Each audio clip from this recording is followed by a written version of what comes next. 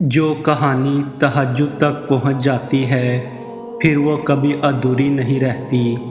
چاہت سے نصیب تک کا جو فاصلہ ہے وہ بس ایک دعا ہے۔ تہجد میں بہنے والا ہر آنسو اللہ سے کن کہنے کی سفارش کرتا ہے۔ تو اگر درد رات بھر سونے نہیں دیتا تو جان لو کہ وہ منتظر ہے تمہارا۔ ابھی بھی اس کو انتظار ہے تمہاری دعاؤں کا، مانگ لو ابھی بھی کچھ نہیں بگڑا۔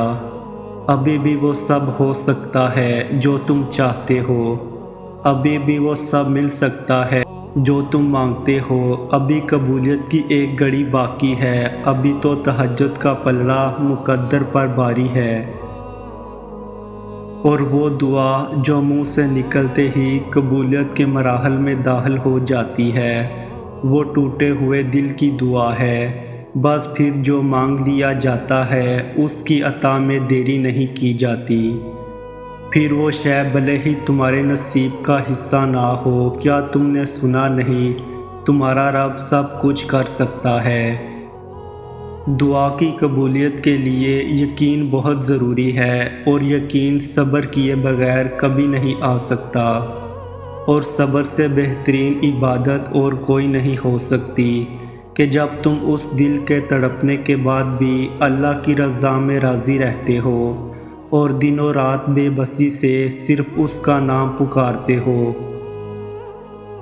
اور اللہ تمہیں ہر اس چیز سے آزماتا ہے جس کے ملنے کا تمہیں پختہ ایمان ہوتا ہے، اور تب تمہاری اللہ سے محبت کا اصل امتحان ہوتا ہے کہ تم آزمائش سے تنگ آ کر اللہ پر سے اپنا ایمان توڑتے ہو، یا آزمائش سے گزرنے کے بعد اللہ پر سے اپنا ایمان مضبوط کر لیتے ہو۔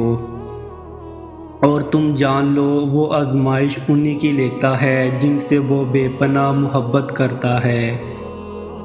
جب آپ لوگوں کے انکار کے بعد بھی اللہ پر یقین رکھتے ہیں تو پھر معجزے ہوتے ہیں، رکاوٹیں وسیلہ بن جاتی ہیں اور مقدر کی لکیریں بدل جاتی ہیں۔ لوگوں کی باتوں پہ دھیان نہ دیں جو آپ کو نا امید کرتی ہیں، بلکہ اپنے رب پہ بھروسہ رکھیں جو ہر چیز کو ممکن کرنے پر قادر ہے۔